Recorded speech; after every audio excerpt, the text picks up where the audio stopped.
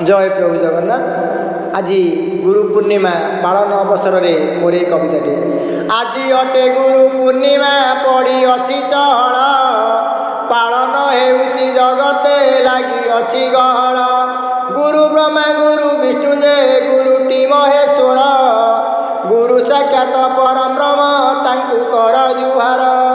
इतिहास ठारू पुराण जाए गुरुंक गाथा, किए से वर्णना करिब अछि समसरता।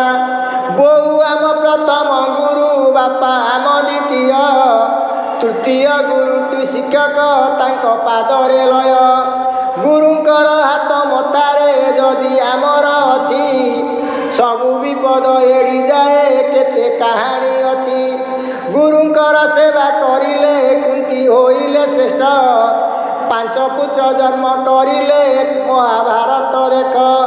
एकलव्य गुरु दक्षिणा देई वृद्ध आंगुठी, द्रोण पाद तले थोइले पाइले अपकृति। विश्वामित्रंकर आज्ञा को राम बहन करी, शिवधनु भांगी थोइले वैदेही नेले बरी। रामदासंकर बाकरे शिवाजी मागी भिख, गुरुंकर अभिशापरे चंद्र देहे कलंक।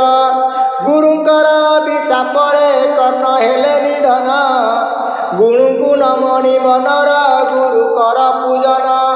आदि जगत रे दिशुनी आउ गुरु भक्ति, गुरु शिष्यंकर संपर्क आदि विष होइछि।